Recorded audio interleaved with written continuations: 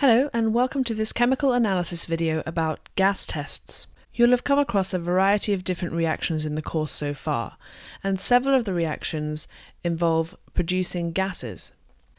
A lot of these gases are colourless gases, and so it's hard to tell what they are without some sort of positive test. So it's important that you know how to positively test for the presence of hydrogen, oxygen, carbon dioxide, and chlorine gas. So we'll take each one step by step. Hydrogen is quite a common gas, most commonly produced from the reaction between a metal and an acid. This will produce a salt and hydrogen. However, to double check that it is actually hydrogen that you've produced, first of all you need to collect the gas, and then you need to test it with a lit splint, and if it is hydrogen gas, then it will burn with a squeaky pop. The squeaky pop is really just a tiny explosion happening because hydrogen gas is highly flammable, and it burns with oxygen in the air to make water. Oxygen is another very common gas. It makes up a large percentage of the air, and we can make it through the decomposition of hydrogen peroxide. You might have done this practical in your lessons, but if not, hydrogen peroxide is H2O2.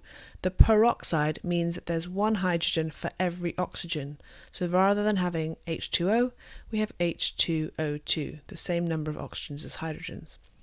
And this just breaks down gradually over time, or faster with a catalyst, into H2O, water, and O2, oxygen gas. We need to balance this by having 2 waters and 2 hydrogen peroxides, so that we have 4 hydrogens on the left, 4 on the right, 4 oxygens on the left, and 1, 2, 3, 4 on the right. Back to the gas tests.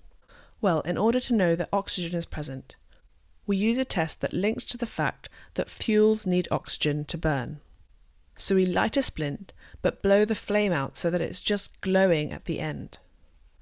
And if we insert it into the tube we collected the oxygen in, then the glowing splint will relight because the oxygen helps the fuel, in this case the wood, to burn. This is a test that proves the presence of oxygen gas. Then we've got carbon dioxide. Carbon dioxide is formed in any reaction that involves a metal carbonate such as marble chips, which is actually calcium carbonate, and acid, such as hydrochloric acid, for example. If you think back to the topic on acids, you may be able to work out what is actually produced. Have a go. So this produces a salt called calcium chloride, plus water, plus carbon dioxide. So in order to test for the carbon dioxide that we think is produced, we would have the reaction going on in one test tube and have this delivery tube going into another test tube that contains the testing substance. And that testing substance is lime water. The chemical name for it is calcium hydroxide. If you bubble carbon dioxide into lime water, after a few seconds it should turn from colourless to milky white or cloudy.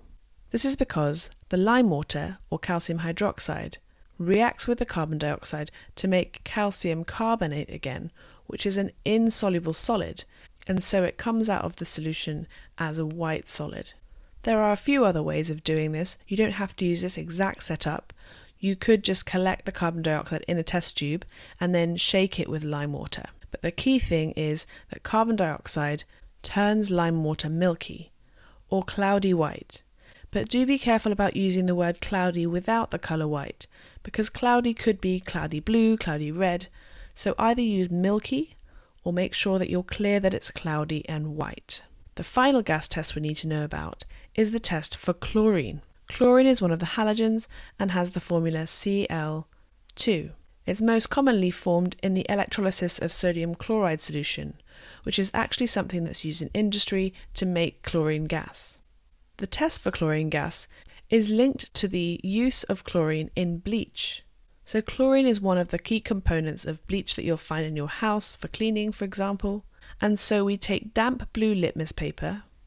It needs to be damp for the gas to be able to interact with it. And if we put this into the test tube that we think contains chlorine gas, we should find that initially it turns red because chlorine is an acidic gas, but after a few seconds it turns white, which we say is bleached. So chlorine gas bleaches damp blue litmus paper. And those are our 4 tests. To test for hydrogen, we use a lit splint and we get a squeaky pop. For oxygen, we use a glowing splint and it relights the flame. Carbon dioxide, we bubble it through lime water and it changes colour from colourless to milky. To test for chlorine, we use damp blue litmus paper and it goes from blue to white because it gets bleached.